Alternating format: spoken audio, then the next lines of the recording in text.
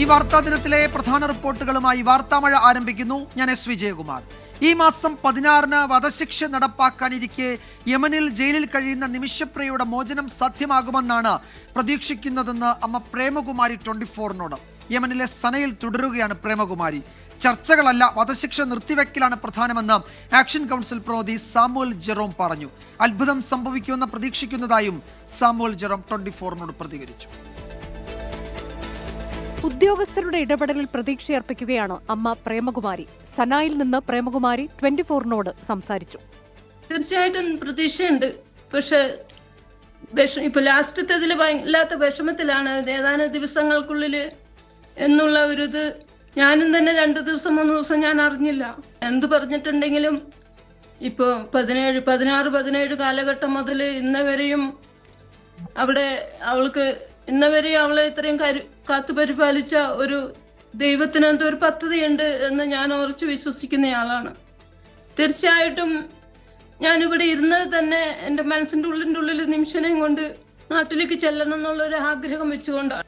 യമനിൽ ജയിലിൽ കഴിയുന്ന നിമിഷപ്രിയയെ കാണാനുള്ള ശ്രമത്തിലാണ് പ്രേമകുമാരി. നിമിഷപ്രിയയുടെ മോചനം സാധ്യമാക്കാനുള്ള എല്ലാ വഴികളും തേടുകയാണ് നിമിഷപ്രിയ ആക്ഷൻ കൗൺസിൽ അംഗം Samuel Jerome. Since 2017, I have taken up this case and I have always been optimistic. But today, I am more optimistic. So you need to read between the lines. തലാലിന്റെ കുടുംബവുമായി നേരിട്ട് പലതവണ സംസാരിച്ചെന്ന് Samuel Jerome പറഞ്ഞു. അടിയന്തരമായി സംസ്ഥാന മന്ത്രിതല സംഘം പ്രധാനമന്ത്രിയെ കാണണമെന്ന് KC വേണുഗോപാൽ MP ആവശ്യപ്പെട്ടു. വിഷയത്തിൽ പ്രധാനമന്ത്രി നേരിട്ട് ഇടപെടണമെന്നും KC വേണുഗോപാൽ പറഞ്ഞു. അപ്പോൾ ഇനി 4 ദിവസം മാത്രമേ ഉള്ളൂ അവരുടെ ജീവിതത്തിന്റെ ഏറ്റവും നിർണായകമായ തീരുമാനമെടുക്കാൻ. ഒട്ടും വൈകാതെ നയതന്ത്രതലത്തിൽ സാധാരണ നയതന്ത്ര മാർഗങ്ങൾക്കപ്പുറത്ത് നിന്നുകൊണ്ട് ഒരു ജീവൻ രക്ഷിക്കാൻ വേണ്ടിയിട്ടുള്ള ആത്മാർത്ഥമായിട്ടുള്ള പരിശ്രമമായിട്ട് ഇതിനെ കണ്ട് പ്രധാനമന്ത്രി ഇതിനകത്ത് ഇടപെടണം. നിമിഷപ്രിയയുടെ മോചനത്തിനായി ഇടപെടണമെന്നാവശ്യപ്പെട്ടുള്ള ഹർജി തിങ്കളാഴ്ച സുപ്രീംകോടതി പരിഗണിക്കും. കേസിന്റെ പ്രാധാന്യം കണക്കിലെടുത്ത് സ്ഥിതിവിവര റിപ്പോർട്ട് സമർപ്പിക്കാൻ കോടതി സർക്കാരിനോട് നിർദ്ദേശിച്ചിരുന്നു. News desk 24. ഷാർജയിൽ ആത്മഹത്യ ചെയ്ത കൊല്ലം കേരളപുരം സ്വദേശി വിപഞ്ചികയുടെ മരണത്തിൽ CBI അന്വേഷണം വേണമെന്ന് മാതാവ് ശൈലജ. ഭർത്താവിന്റെയും കുടുംബത്തിന്റെയും മാനസിക പീഡനത്തെ തുടർന്നാണ് മകൾ ആത്മഹത്യ ചെയ്തതെന്നും മാതാവ് 24-നോട് പറഞ്ഞു. വിപഞ്ചികയുടെ മരണത്തിൽ സമഗ്ര അന്വേഷണം വേണമെന്ന് CPM കൊല്ലം ജില്ലാ സെക്രട്ടറി ആവശ്യപ്പെട്ടു. എന്റെ കൊച്ചിനെ അവര് പീഡിപ്പിച്ച് അവന്റെ പെങ്ങളും അച്ഛനും അവനും കൂടെ ചേർന്നവനെ എന്റെ കുഞ്ഞിനെ കൊല്ലുന്നത് എനിക്ക് നല്ല സംശയമുണ്ട്.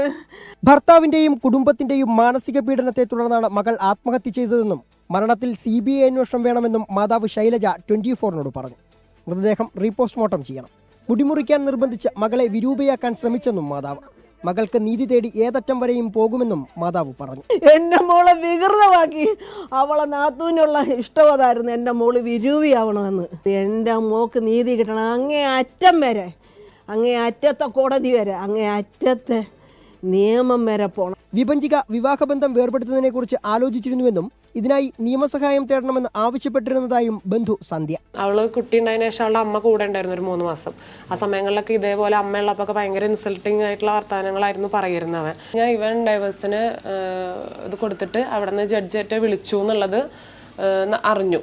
വിപഞ്ചികയുടെ മരണത്തിൽ സമഗ്ര അന്വേഷണം വേണമെന്ന് CPIM കൊല്ലം ജില്ലാ സെക്രട്ടറി സുദേവൻ ആവശ്യപ്പെട്ടു. ഇതുമായി ബന്ധപ്പെട്ട എല്ലാ വസ്തുതകളും അന്വേഷിച്ച് സത്യം വെളിച്ചത്ത് കൊണ്ടുവരുന്നതിന് വേണ്ടിയുള്ള കൂട്ടായ പരിശ്രമമാണ് നിശ്ചയമായും സർക്കാരും ബന്ധപ്പെട്ടവരെല്ലാം നടത്തുന്നത്. വിപഞ്ചികയുടെ മകളുടെ മൃതദേഹം ഷാർജയിൽ സംസ്കരിക്കാൻ അനുവദിക്കില്ലെന്നും നാട്ടിലെത്തിക്കുന്നതിനായി നിയമപരമായി മുന്നോട്ടു പോകുമെന്നും ബന്ധുക്കൾ പറഞ്ഞു. 24 കൊല്ലം. പാലക്കാട് ചിറ്റൂരിൽ കാർ പൊട്ടിത്തെറിച്ചുണ്ടായ അപകടത്തിൽ പൊള്ളലേറ്റ് ചികിത്സയിലായിരുന്ന കുട്ടികൾ മരിച്ചു. 6 വയസ്സുകാരൻ ആൽഫ്രഡ് മാർട്ടിൻ, 4 വയസ്സുകാരി എമിലീന മരിയ മാർട്ടിൻ എന്നിവരാണ് മരിച്ചത്. അമ്മയും മറ്റൊരു കുട്ടിയും എറണാകുളത്ത് മെഡിക്കൽ സെന്റർ ആശുപത്രിയിൽ ഗുരുതരാവസ്ഥയിൽ ചികിത്സയിലാണ്. ഉച്ചകഴിഞ്ഞ് 2:30-യോടെ 4 വയസ്സുകാരി എമിലീനയുടെയും 3:15-ഓടെ 6 വയസ്സുകാരൻ ആൽഫ്രഡിന്റെയും മരണം സ്ഥിരീകരിച്ചു. ആൽഫ്രഡിന് 75%, എമിലീനയ്ക്ക് 60% പൊള്ളലേറ്റിരുന്നു. പാലാരിവട്ടം മെഡിക്കൽ സെന്റർ ആശുപത്രിയിൽ ICUവിൽ ചികിത്സയിലിരിക്കെയാണ് മരണം. ഇന്നലെ വൈകിട്ട് പാലക്കാട് ചിറ്റൂർ പൊൽപ്പുള്ളിയിൽ ഉണ്ടായ അപകടത്തിൽ അമ്മയും മക്കളും ഉൾപ്പെടെ ഒരു കുടുംബത്തിലെ 4 പേർക്കാണ് പരിക്കേറ്റത്. അമ്മ എൽസിയുടെ നില ഗുരുതരമായി തുടരുകയാണ്. മൂത്ത മകൾ അലീന അപകടനില തരണം ചെയ്തതായി ഡോക്ടേഴ്സ് അറിയിച്ചു. പരിക്കേറ്റ് ചികിത്സയിൽ കഴിയുന്നവരുടെ ചിലവ് സംസ്ഥാന സർക്കാർ ഏറ്റെടുക്കുമെന്ന് മന്ത്രി കെ കൃഷ്ണൻകുട്ടി 24-നോട് പറഞ്ഞു. അതിപ്പോൾ നമുക്ക് എന്താ ചെയ്യാവുന്നതിൻ്റെ മാക്സിമം ചെയ്യും. ഇപ്പോൾ ആശുപത്രി ചിലവെന്നൊക്കെ റവന്യൂ മിനിസ്റ്ററായിട്ട് ഇപ്പോൾ സംസാരിച്ചു, കളക്ടറായിട്ട് സംസാരിച്ചിട്ടുണ്ട്. അത് ചെയ്യും, അത് സർക്കാർ വഹിക്കും. അത് കഴിഞ്ഞ ശേഷം ബാക്കിയുള്ള എന്താ വെച്ചാൽ മുഖ്യമന്ത്രിയും കൂടി വന്ന ശേഷം ഞങ്ങൾ കൂട്ടായി ആലോചിച്ചിട്ടേ ബാക്കിയുള്ള നടപടി എടുക്കുള്ളൂ. കാർ സ്റ്റാർട്ട് ചെയ്യുന്നതിനിടെ പെട്ടെന്ന് പൊട്ടിത്തെറിക്കുകയായിരുന്നു. അപകടം സംഭവിച്ച കാർ ഫയർഫോഴ്സ് സംഘം പരിശോധിച്ചു. കാറിന്റെ ബാറ്ററിയുടെ ഷോർട്ട് സർക്യൂട്ടാകാം അപകട കാരണമായത് എന്നാണ് പ്രാഥമിക നിഗമനം. 24 കൊച്ചി.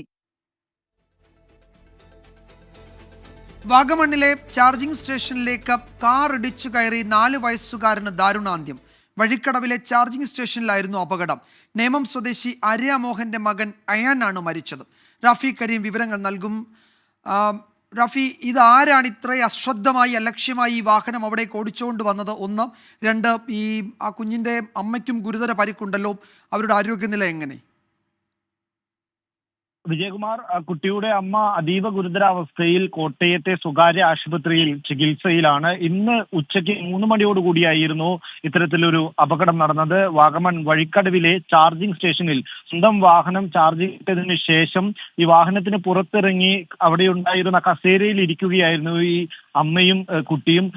ഇവരുടെ ദേഹത്തേക്കാണ് മറ്റൊരു വാഹനം പാഞ്ഞു കയറിയത്. നിയന്ത്രണം വിട്ട വാഹനമാണ് ഇവരുടെ ശരീരത്തിലേക്ക് ഇടിച്ചു കയറിയത്. ഇതിനുശേഷം ഇരുവരെയും കോട്ടയത്തെ സ്വകാര്യ ആശുപത്രിയിൽ എത്തിച്ചെങ്കിലും 4 വയസ്സുകാരനായ അയാന്റെ ജീവൻ രക്ഷിക്കാനായില്ല. അയാനെ ഗുരുതരമായി പരിക്കേറ്റിരുന്നു.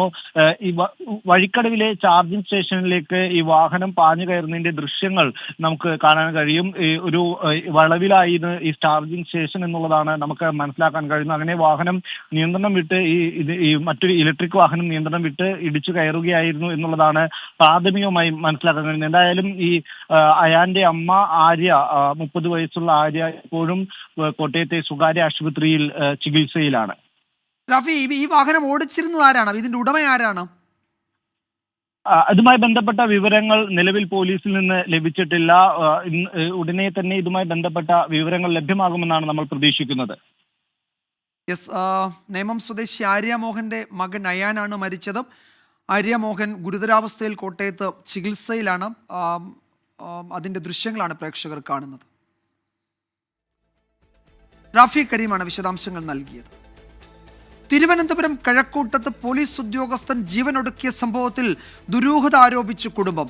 പോലീസിലെ വയർലെസ് ഇടപാടുമായി ബന്ധപ്പെട്ട 6 കോടിയുടെ അഴിമതിക്ക് കൂട്ടുനിൽക്കാൻ ജെയ്സൺ അലക്സിന് സമ്മർദ്ദമുണ്ടായി എന്നാണ് കുടുംബത്തിന്റെ ആരോപണം. അഴിമതിക്ക് വഴങ്ങാത്തതിൽ വൈരാഗ്യത്തോടെ മേലുദ്യോഗസ്ഥർ പെരുമാറിയെന്ന് മാതാവ് ജെമ്മ ആരോപിച്ചു. ഇനി ഈ കേരളത്തിൽ ഒരു പോലീസുകാരന് ഇങ്ങനൊരു ദുരന്തം വരരുത്. എൻ്റെ യാചനയാണ്, ഒരു അമ്മയുടെ യാചനയാണ്. ഒരിക്കലും വരരുത് ഇങ്ങനൊരു. ടെലികമ്മ്യൂണിക്കേഷൻ വിഭാഗത്തിലെ CI ജെയ്സൺ ഡ്യൂട്ടിക്കിടെ തിരികെ വീട്ടിലെത്തി ജീവൻ ഒടുക്കിയതിൽ ദുരൂഹത ആരോപിക്കുകയാണ് കുടുംബം. പോലീസിലെ വയർലെസ് സംവിധാനവുമായി ബന്ധപ്പെട്ട ഇടപാടിലാണ് അഴിമതി നടന്നതായി ജെയ്സൺ മാതാവിനോടും ഭാര്യയോടും സൂചിപ്പിച്ചിരുന്നത്. ഉപകരണങ്ങൾ വാങ്ങിയ ബില്ലിൽ ജെയ്സൺ ഒപ്പിടാൻ വിസമ്മതിച്ചിരുന്നു. ബില്ലിൽ ഒപ്പിട്ടാൽ അതിന്റെ സൂക്ഷിപ്പുകാരനായ താനും കുടുങ്ങുമെന്നാണ് ജെയ്സൺ വീട്ടുകാരോട് പറഞ്ഞിരുന്നത്. കമ്പനിക്ക് പ്രതിഫലം കിട്ടാൻ വൈകിയതിനാൽ മേലുദ്യോഗസ്ഥർ ജെയ്സനുമേൽ അമിത സമ്മർദ്ദം ഉണ്ടാക്കിയെന്നുമാണ് ഭാര്യ സോമയുടെ വെളിപ്പെടുത്തൽ. ഓഫീസിൽ നിന്ന് നല്ല പ്രഷറായിരുന്നു.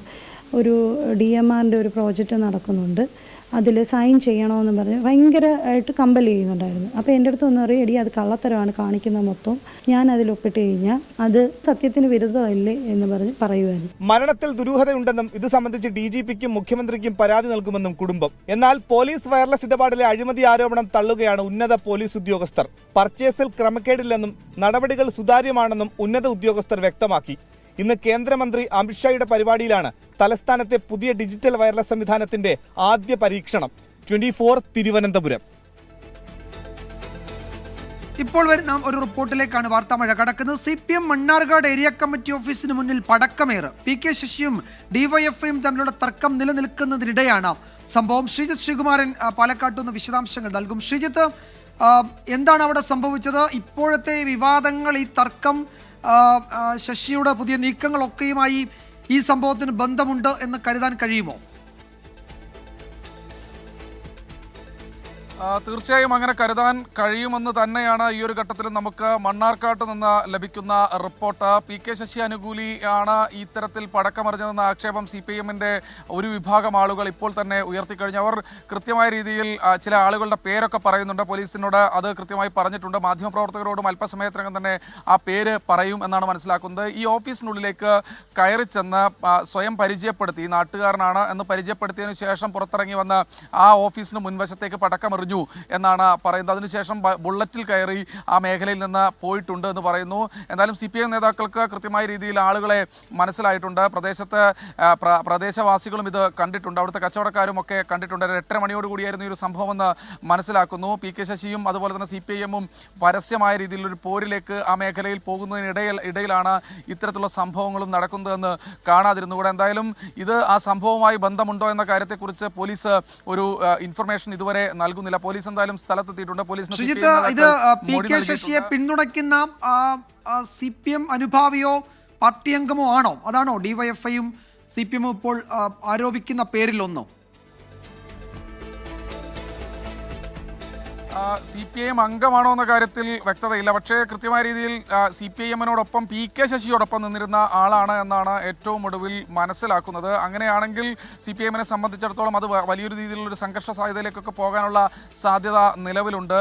എന്തായാലും പോലീസ് വളരെ ജാഗ്രതയോടുകൂടിയാണ് ഈ വിഷയത്തെ നോക്കിക്കാണുന്നത്. മുസ്ലിം ലീഗും UDF-ഉം പി കെ ശശിയെ പൂർണ്ണമായി ആ മേഖലയിൽ പിന്തുണയ്ക്കുന്ന ഒരു സാഹചര്യം നിലവിലുണ്ട്. തദ്ദേശ സ്വയംഭരണ തെരഞ്ഞെടുപ്പ് വരാനിരിക്കുകയാണ്. എന്തായാലും DYFI നേതാവ് ശ്രീരാജ് വെള്ളപ്പാടം അല്പസമയം മുൻപ് ഇന്ന് നമ്മൾ ആ വാർത്തയും നൽകിയിരുന്നതാണ്. പരസ്യമായ രീതിയിൽ പി കെ ശശിയെ വെല്ലുവിളിക്കുന്ന ഒരു സാഹചര്യം ഉണ്ടായിരുന്നു.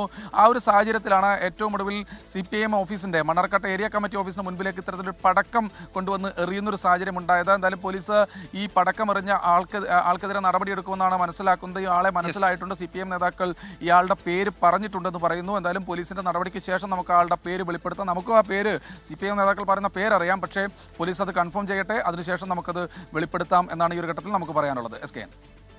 ശ്രീജിത്ത് ശ്രീകുമാരനാണ് വിവരങ്ങൾ നൽകിയത് പാലക്കാട്ട് നിന്ന്. അതേസമയം നേതൃത്വത്തോട് ഇടഞ്ഞു നിൽക്കുന്ന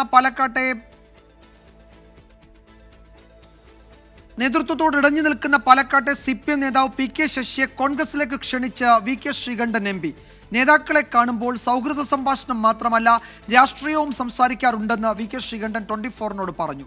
എന്നാൽ താൻ ഇപ്പോഴും CPM-ൽ തന്നെ എന്നാണ് പി കെ ശശിയുടെ പ്രതികരണം. കൊച്ചി പഴയ കൊച്ചിയല്ല, പക്ഷേ ബിലാല് പഴയ ബിലാൽ തന്നെയാണ്. സിനിമാ സ്റ്റൈൽ ഡയലോഗിന്റെ അകമ്പടിയോടെ പാർട്ടിയെ പരസ്യമായി വിമർശിച്ച പി കെ ശശി ജില്ലയിലെ CPIM-നെയാണ് പ്രതിരോധത്തിലാക്കുന്നത്. പ്രസംഗത്തിലെ വിമർശനത്തിനപ്പുറം ശശി 24-നോട് ചിലത് തുറന്നു പറഞ്ഞു. ഞാൻ ഇതിൽ നിന്ന് പുറത്തു പോയാൽ തരക്കേടില്ല എന്ന് ചിന്തിക്കുന്ന ആളുകളുണ്ടോ എന്ന് എനിക്ക് അറിഞ്ഞുകൂടാ. ഒളിച്ചോടുന്നയാളല്ല. ജനകീയ പ്രശ്നങ്ങളിലും പൊതുപ്രവർത്തന മേഖലയിലും ഇന്നലെകളെന്ന പോലെ ഇന്നും നാളെകളിലും എൻ്റെ സജീവമായ സാന്നിധ്യം ഉണ്ടാവും. ഇപ്പോൾ CPIM-ലാണെന്ന് പറയുന്ന പി കെ ശശി പക്ഷേ പാർട്ടി വിടുമോ എന്ന ചോദ്യത്തിൽ നിന്ന് ഒഴിഞ്ഞു മാറുകയാണ്.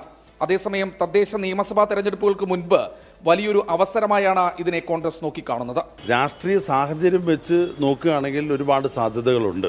പി കെ ശശി മാത്രമല്ല, പാലക്കാട് ജില്ലയിലെ ഒരുപാട് ലീഡർഷിപ്പിലുള്ളവർ അസംതൃപ്തരാണ്. ശശിയുടെ നീക്കങ്ങൾ CPIM സംസ്ഥാന നേതൃത്വം കൃത്യമായി നിരീക്ഷിക്കുന്നുണ്ട്. കരുതലോടെ മതി പ്രതികരണമെന്ന നിലപാടിലാണ് പാർട്ടി ജില്ലാ നേതൃത്വവും. രാജീവ് സുദേവിനൊപ്പം ശ്രീജിത്ത് ശ്രീകുമാരൻ, 24 പാലക്കാട്. CPM-നെ പരോക്ഷമായി വിമർശിച്ച പി കെ ശശിയെ വെല്ലുവിളിച്ച് DYFI.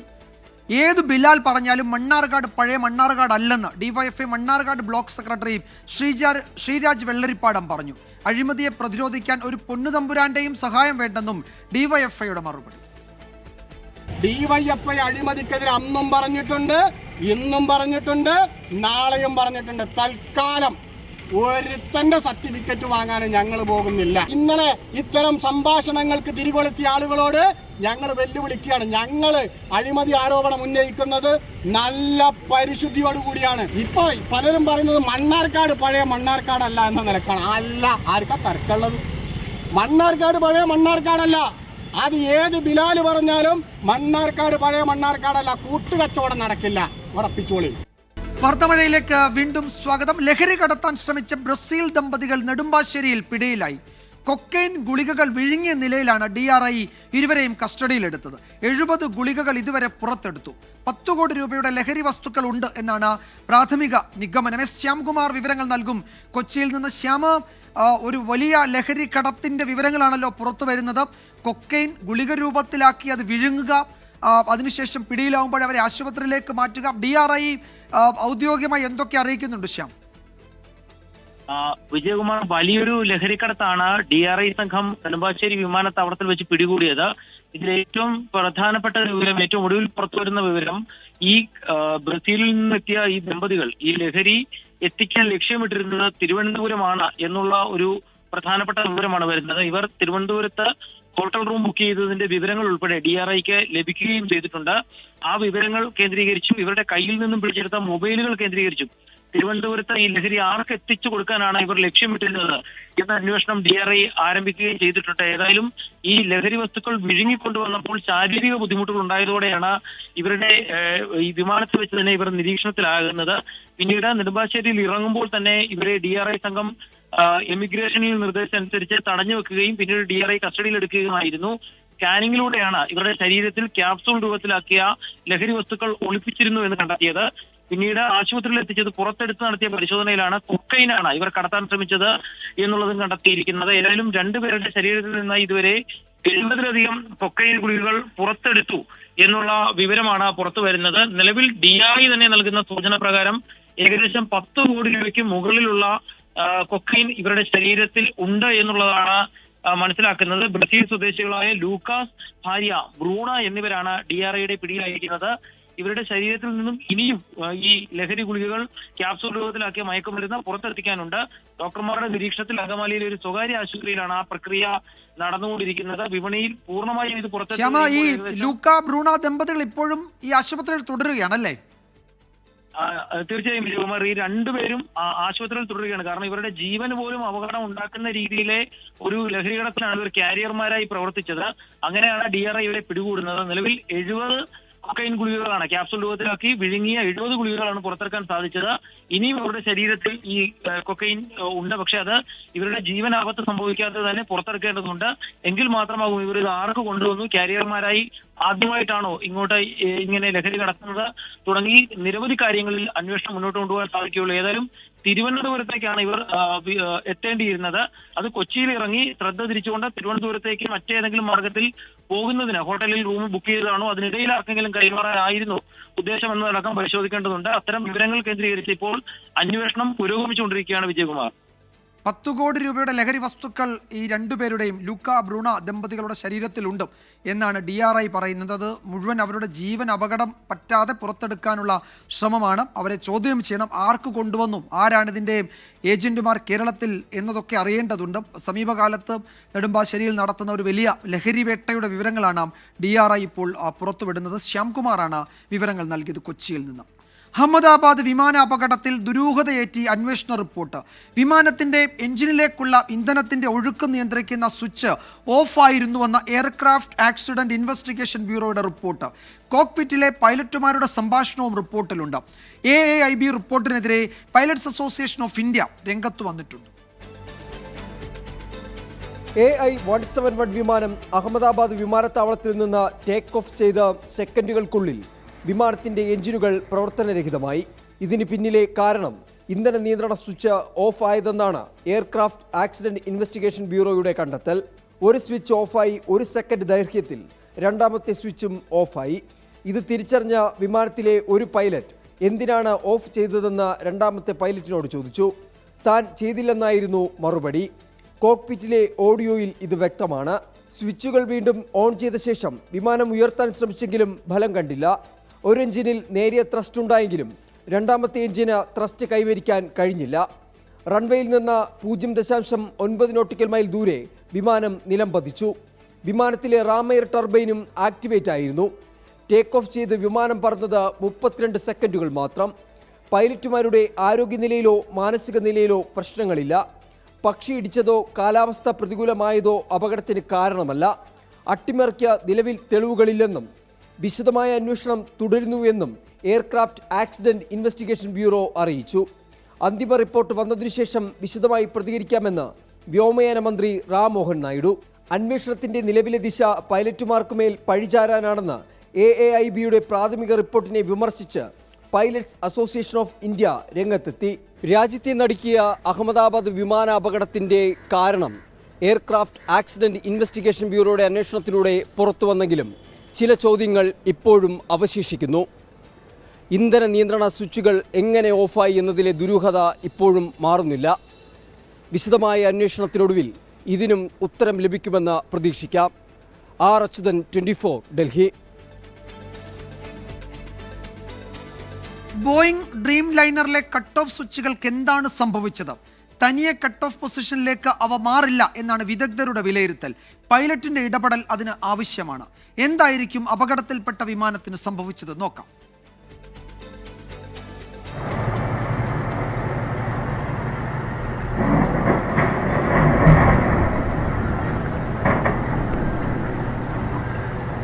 കോക്പിറ്റിന്റെ സെന്റർ കൺസോളിലാണ് fuel cut off and run സ്വിച്ചുകളുള്ളത്.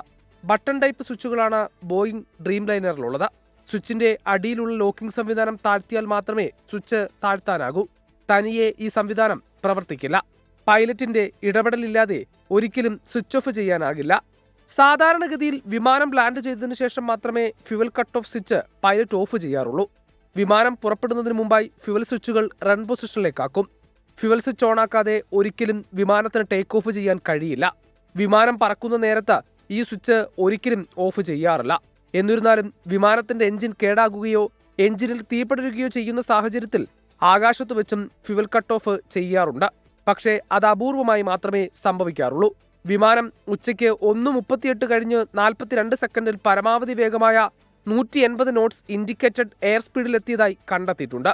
അതിനുശേഷമാണ് എഞ്ചിൻ 1ഉം എഞ്ചിൻ 2ഉം 1 നിമിഷത്തിന്റെ വ്യത്യാസത്തിൽ കട്ട് ഓഫ് സ്വിച്ചുകൾ റൺ പൊസിഷനിൽ നിന്നും കട്ട് ഓഫ് പൊസിഷനിലേക്ക് മാറിയതായാണ് റിപ്പോർട്ട് പറയുന്നത്.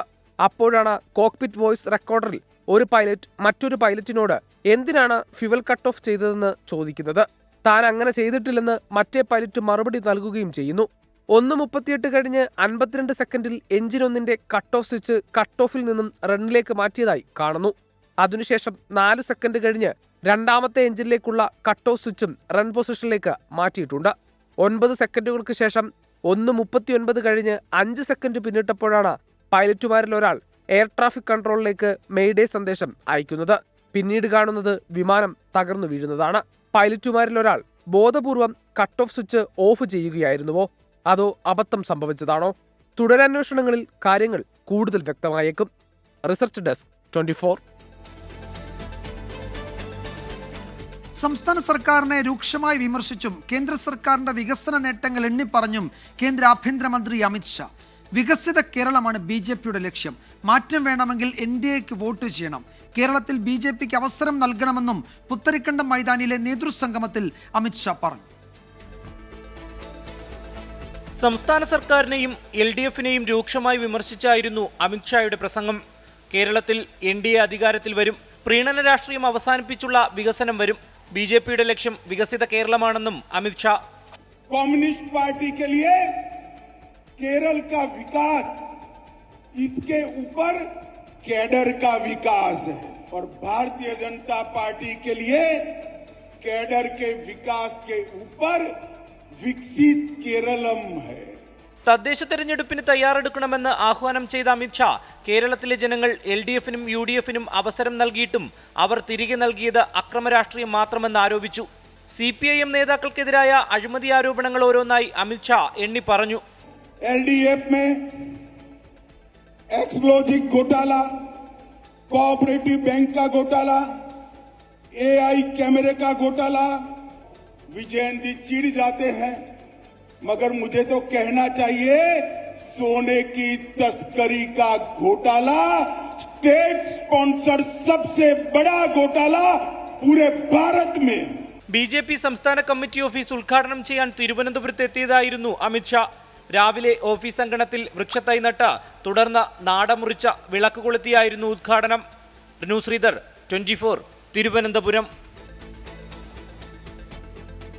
BJP സംസ്ഥാന ഭാരവാഹികളെ പ്രഖ്യാപിച്ചതിന് പിന്നാലെ അതൃപ്തി പരസ്യമാക്കി വി മുരളീധര പക്ഷം നേതാക്കൾ. തന്നെ അവഗണിച്ചതിൽ അതൃപ്തിയുമായി സംസ്ഥാന കമ്മിറ്റി ആസ്ഥാന മന്ദിരത്തിന്റെ നിർമ്മാണത്തിന് ചുക്കാൻ പിടിച്ച മുൻ സംസ്ഥാന സെക്രട്ടറി സി ശിവൻകുട്ടി രംഗത്തെത്തി. 24 എക്സ്ക്ലൂസീവ്. വി മുരളീധര പക്ഷത്തെ വെട്ടിനിരത്തി BJP സംസ്ഥാന ഭാരവാഹി പട്ടിക പ്രഖ്യാപിച്ചതിനു പിന്നാലെ പാർട്ടിയിൽ ആഭ്യന്തര കലാപം. അവഗണിച്ചതിലെ അതൃപ്തി പരസ്യമാക്കി വി മുരളീധര പക്ഷ നേതാവ് സി ശിവൻകുട്ടി രംഗത്തെത്തി. വ്യക്തിപരമായ വിഷമങ്ങൾക്ക് രാഷ്ട്രീയത്തിൽ പ്രസക്തിയില്ലെന്ന് സംസ്ഥാന സെക്രട്ടറി പദത്തിൽ നിന്നൊഴിവാക്കിയ സി ശിവൻകുട്ടി 24നോട്. പരിഗണന കിട്ടിയോ എന്ന് ചോദിച്ചാൽ അത് വരുന്ന ദിവസങ്ങളിലാണ് മനസ്സിലാക്കാൻ സാധിക്കുന്നത്. പല സമയത്ത് പല ഘട്ടങ്ങൾ ഉണ്ടാവും. അതൊക്കെ ഫേസ് ചെയ്ത് പോവുക എന്നുള്ളത് ഒരു പ്രവർത്തകനെ സംബന്ധിച്ചിടത്തോളം പ്രധാനപ്പെട്ടതാണ്. അമിത്ഷാ പങ്കെടുത്ത പരിപാടികളിൽ നിന്ന് വിട്ടുനിന്നായിരുന്നു സുരേഷ് ഗോപിയുടെ പ്രതിഷേധം. തൃശൂർ ജില്ലാ പ്രസിഡന്റായിരുന്ന KK അനീഷ് കുമാറിനെ ജനറൽ സെക്രട്ടറിയാക്കണമെന്ന സുരേഷ് ഗോപിയുടെ ആവശ്യം നടപ്പിലായിരുന്നില്ല. അടുപ്പക്കാരായ PR ശിവശങ്കരൻ, ഉല്ലാസ് ബാബു, യുവരാജ് ഗോകുൽ എന്നിവരെയും പരിഗണിക്കാത്തതിൽ സുരേഷ് ഗോപിക്ക് അസംതൃപ്തിയുണ്ട്. എന്നാൽ അമിത്ഷായുടെ അനുമതി വാങ്ങിയാണ് പരിപാടിയിൽ നിന്ന് വിട്ടുനിന്നതെന്നാണ് സുരേഷ് ഗോപിയുമായി അടുത്ത വൃത്തങ്ങളുടെ വിശദീകരണം. പുനഃസംഘടനയിലെ അതൃപ്തി അഡ്വക്കേറ്റ് ഉല്ലാസ് ബാബുവും പരസ്യമാക്കി.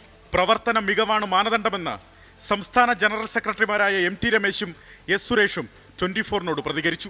കഴിഞ്ഞ കാലങ്ങളിൽ നന്നായിട്ട് പെർഫോം ചെയ്ത ജില്ലാ പ്രസിഡന്റുമാരുണ്ട്. പ്രത്യേകിച്ചും പാർലമെൻറ്റ് തെരഞ്ഞെടുപ്പിലൊക്കെ BJPക്ക് വോട്ട് വർദ്ധിപ്പിച്ച ജില്ലാ പ്രസിഡന്റുമാർക്ക് പ്രൊമോഷൻ കൊടുത്തിട്ടുണ്ട്. പ്രവർത്തിച്ച മേഖലകളിൽ പാർട്ടി ഇലക്ട്രോൾ പൊളിറ്റിക്സിൽ നേടിയിട്ടുള്ള വോട്ടും മുന്നേറ്റവുമാണ് ഒരു പ്രധാന മെറിറ്റ്. പാർട്ടിയിൽ തുടർന്നു പോന്ന സാമുദായിക സന്തുലിതാവസ്ഥ അപ്പാടെ അട്ടിമറിച്ചെന്ന് മുരളീധര പക്ഷം കടുപ്പിക്കുന്നു. അതിനിടെ കേരളത്തിൽ BJP വളർത്തിയ K സുരേന്ദ്രനെ കൈയടിക്കാൻ അമിത്ഷാ പുത്തരിക്കണ്ടത്തെ പൊതുസമ്മേളനത്തിൽ ആഹ്വാനം ചെയ്തത് അവർ പിടിവള്ളിയാക്കുകയും ചെയ്യുന്നു. केरल के अध्यक्ष पद का बहुत अच्छे से दायित्व निर्वहन किया. जोर से ताली बजाइएगा श्री K सुरेंद्रन के लिए, जिन्होंने पार्टी के अध्यक्ष पद को लास्ट टर्म में संभाला. ഭിന്നത തുടരുന്ന പശ്ചാത്തലത്തിൽ ദേശീയ നേതൃത്വത്തെ സമീപിക്കാനാണ് ഇരു വിഭാഗങ്ങളുടെയും തീരുമാനം. അലക്സ് റാം മുഹമ്മദ്, 24, തിരുവനന്തപുരം. പാലക്കാട് മണ്ണാർക്കാട് വീണ്ടും നിപ സംശയം. ലക്ഷണങ്ങളുമായി ചികിത്സയിലായിരുന്ന 58കാരൻ മരിച്ചു. പരിശോധനാ ഫലം നാളെയാണ് ലഭിക്കുന്നത്. ശ്രീജിത്ത് ശ്രീകുമാരൻ വിവരങ്ങൾ നൽകാൻ ചേരുന്നുണ്ട്. ശ്രീജിത്ത്, ഇത് നേരത്തെ അവിടെ രോഗം സ്ഥിരീകരിച്ച ആളുമായി ഏതെങ്കിലും തരത്തിൽ സമ്പർക്ക പട്ടികയിൽ ഉണ്ടായിരുന്ന ആളാണോ? എന്തെങ്കിലും ആ തരത്തിൽ വിവരങ്ങൾ ഉണ്ടോ ശ്രീജിത്ത്? വിജയകുമാർ, ഒരു ഘട്ടത്തിൽ പോലും അവരുമായി യാതൊരു തരത്തിലും ബന്ധമുള്ള ആളല്ല ഈ പുതിയ ഈ കേസ് എന്നാണ് ഇപ്പോൾ ആരോഗ്യവകുപ്പിലെ പ്രധാനപ്പെട്ട ആളുകൾ നമ്മോട് പറയുന്നത്.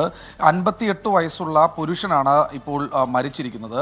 അദ്ദേഹം കുമരംപുത്തൂർ സ്വദേശിയാണ് എന്നൊരു വിവരമാണ് ഏറ്റവും ഒടുവിൽ ലഭിക്കുന്നത്. ഒരു പ്രാഥമികമായ വിവരം മാത്രമാണ്. അല്പസമയം മുൻപാണ് ആ ഒരു മരണം നടന്നിരിക്കുന്നത്. പക്ഷേ അതിൽ ലക്ഷണങ്ങളോടുകൂടി ചികിത്സയിൽ കഴിയുന്നു എന്ന തരത്തിൽ ആയിരുന്നു ഉണ്ടായിരുന്നത്. അതുകൊണ്ട് തന്നെ അതൊരു പരിശോധനയ്ക്ക് അയച്ചിരിക്കുകയാണ്. എന്തായാലും ഒരു സംശയമാണ് ആ ഒരു ഘട്ടത്തിൽ ഇപ്പോൾ പുറത്തു വന്നിരിക്കുന്നത്. ട്രൂനാറ്റ് പരിശോധന നടത്തിയോ ഇല്ലയോ എന്ന കാര്യത്തിൽ ഒരു വ്യക്തത ഇതുവരെ ആരോഗ്യവകുപ്പ് നൽകുന്നില്ല. എന്തായാലും പരിശോധന റിസൾട്ട് ഇപ്പോൾ അങ്ങോട്ട്, അതായത് പരിശോധന റിസൾട്ട് ആരോഗ്യവകുപ്പിന് അയച്ചു നൽകും. അത് മഞ്ചേരിയിലെ വൈറോളജി ലാബിലേക്ക് നൽകിയിട്ടുണ്ട് ആ സ്രവം എന്ന് മനസ്സിലാക്കുന്നു. എന്തായാലും മൃതദേഹം ഇപ്പോൾ സൂക്ഷിച്ചിരിക്കുകയാണ്. ഇത്തരത്തിൽ പരിശോധനാ ഫലം വന്നതിന് ശേഷം മാത്രമേ ആ മൃതദേഹം വിട്ടു നൽകുകയുള്ളൂ. അങ്ങനെ പരിശോധനാ ഫലം പോസിറ്റീവ് ആണെങ്കിൽ നിപ പ്രോട്ടോകോൾ അടക്കം പാലിക്കേണ്ടതുണ്ട്. എന്തായാലും അല്പസമയം മുൻപാണ് ഈ ഒരു മരണം നടന്നത്. സ്രവം പരിശോധനയ്ക്ക് അയച്ചിട്ടുണ്ട്. ട്രൂനാറ്റ് പരിശോധന നടത്തിയോ ഇല്ലയോ എന്ന കാര്യം വ്യക്തമല്ല. പക്ഷേ നിപ സംശയമുണ്ട്. നിപ രോഗലക്ഷണങ്ങളോടുകൂടി തന്നെയാണ് ഇത്തരത്തിൽ ആൾ അവിടെ ചികിത്സയ്ക്കായി എത്തിയത്. ഇന്നാണ് മരണം സംഭവിച്ചത്. യെസ്, അതിൻ്റെ പരിശോധനാ ഫലം നാളെയാണ് കിട്ടുക. 58 വയസ്സുകാരനാണ്. ലക്ഷണങ്ങളോടെ അദ്ദേഹം ചികിത്സയിലായിരുന്നു. പരിശോധനാ ഫലം വന്നാൽ മാത്രമേ സ്ഥിരീകരിക്കാൻ കഴിയൂ. ശ്രീജിത്ത് ശ്രീകുമാരനാണ് വിവരങ്ങൾ നൽകിയത് പാലക്കാട്ട് നിന്ന്. ഇപ്പോൾ ഒരു പ്രധാന വിവരം വരുന്നുണ്ട്. വയനാട് ഫണ്ട് പിരിവിൽ യൂത്ത് കോൺഗ്രസിൽ സംഘടനാ നടപടി ഉണ്ടായിരിക്കുന്നു. ഫണ്ട് പിരിവ് നടത്താത്ത നിയോജക മണ്ഡലം പ്രസിഡന്റുമാരെ സസ്പെൻഡ് ചെയ്തിരിക്കുകയാണ്. അപ്പോൾ അതിൻ്റെ കൂടുതൽ വിവരങ്ങൾ വന്നുകൊണ്ടിരിക്കുന്നു. വയനാട് ഫണ്ട് പിരിവിൽ യൂത്ത് കോൺഗ്രസിൽ സംഘടനാ നടപടി. ഫണ്ട് പിരിവ് നടത്താത്ത നിയോജക മണ്ഡലം പ്രസിഡന്റുമാരെ സസ്പെൻഡ് ചെയ്തു. 50,000 രൂപയെങ്കിലും പിരിച്ചു നൽകാത്തവരെയാണ് സസ്പെൻഡ് ചെയ്തിരിക്കുന്നത് എന്ന് നേതൃത്വം വ്യക്തമാക്കുന്നുണ്ട്. സലീം മാലിക് വിവരങ്ങൾ നൽകും തിരുവനന്തപുരത്ത് നിന്ന്. സലീമ, ഏതൊക്കെ നിയോജക മണ്ഡലം കമ്മിറ്റികൾക്കെതിരെയാണ് നടപടി? വിജയകുമാർ, സംസ്ഥാനത്തെ യൂത്ത് കോൺഗ്രസിനെ വലിയ പ്രതിരോധത്തിലാക്കിയ വിഷയമായിരുന്നു ഈ വയനാട് ഫണ്ട് പിരിവുമായി ബന്ധപ്പെട്ട്.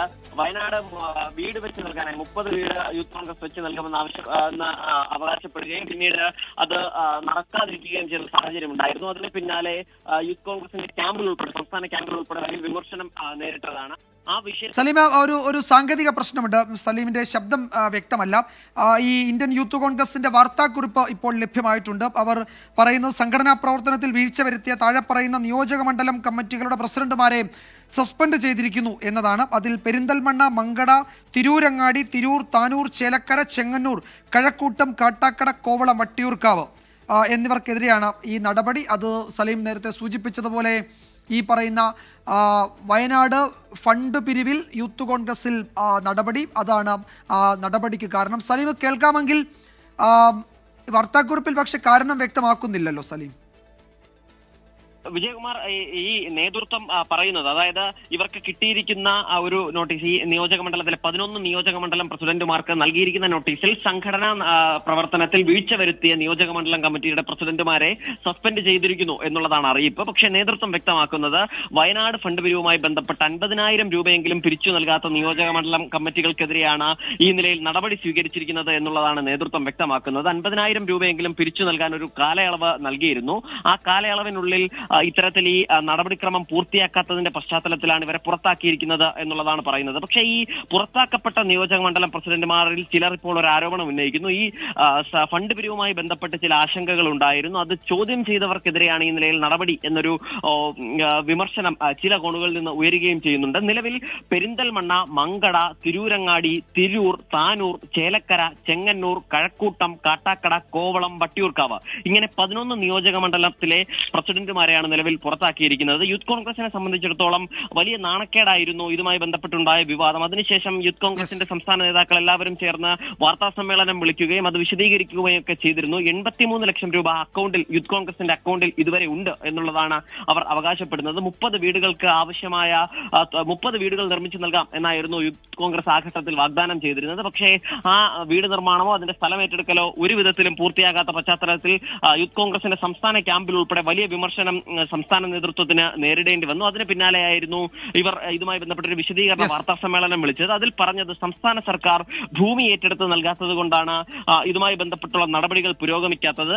ഇനി KPCC നിർമ്മിച്ചു നൽകുന്ന വീടിനൊപ്പം യൂത്ത് കോൺഗ്രസും വീട് നിർമ്മിച്ചു നൽകും എന്നുള്ളതാണ് ഈ ഘട്ടത്തിൽ ഇപ്പോൾ യൂത്ത് കോൺഗ്രസ് പ്രഖ്യാപിച്ചിരിക്കുന്നത്. അതിന് പിന്നാലെയാണ് സംഘടനയ്ക്കുള്ളിൽ തന്നെ വലിയ വിമർശനങ്ങളും പ്രശ്നങ്ങളും ഒക്കെ ഇതുമായി ബന്ധപ്പെട്ട് ഉയർന്നു വന്നത്. അതിന് പിന്നാലെ ഇപ്പോൾ നടപടി ആരംഭിച്ചിരിക്കുന്നു എന്നുള്ളതാണ്. അതിൽ ഒരു കൃത്യസമയത്തിനുള്ളിൽ തന്നെ ഇത് ഫണ്ട് പിരിവ് പൂർത്തീകരിക്കാൻ കഴിയാത്തവർക്ക് ഒരു നിശ്ചിത സമയത്തിനുള്ളിൽ 50,000 രൂപയെങ്കിലും കുറഞ്ഞത് പിരിച്ചു നൽകണം എന്നാവശ്യപ്പെട്ടിരുന്നു. അത് പിരിച്ചു നൽകാത്തവർക്കെതിരെയാണ് ഈ നടപടി എന്നുള്ളതാണ് നിലവിൽ പറയപ്പെടുന്നത്. വിജയകുമാർ, 50,000 രൂപയെങ്കിലും പിരിച്ചു നൽകാത്തവരെയാണ് സസ്പെൻഡ് ചെയ്തത് എന്നാണ് നേതൃത്വം വ്യക്തമാക്കുന്നത്. പക്ഷേ ഈ നടപടി നേരിട്ട കമ്മിറ്റിയിലെ പ്രസിഡന്റുമാർക്ക് മറ്റു ചില വാദങ്ങൾ ഉന്നയിക്കാനുണ്ട്. നേരത്തെ തന്നെ യൂത്ത് കോൺഗ്രസിന്റെ ഈ ഫണ്ട് പിരിവ് വലിയ വിവാദമായി ചർച്ചയായിരുന്നു. നേതൃയോഗങ്ങളിൽ അത് ഉന്നയിക്കപ്പെടുകയും ഒക്കെ ചെയ്തതാണ്. സംസ്ഥാന പ്രസിഡന്റ് തന്നെ അതിന് മറുപടി പറയേണ്ട സാഹചര്യമൊക്കെ ഉണ്ടായതാണ്.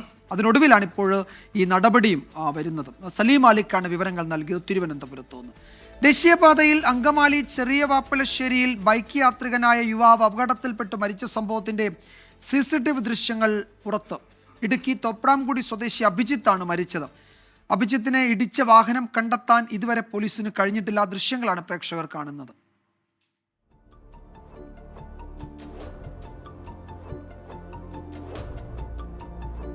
അമൽ സുരേന്ദ്രൻ വിവരങ്ങൾ നൽകും കൊച്ചിയിൽ നിന്ന്. അമൽ, ഞായറാഴ്ച ഇപ്പോൾ ഒരാഴ്ചയാവുകയാണല്ലേ ഈ അപകടം സംഭവിച്ചിട്ട്? ഇപ്പോഴും ഇടിച്ച വാഹനത്തെപ്പറ്റി സൂചനകളേ ഇല്ല അല്ലേ?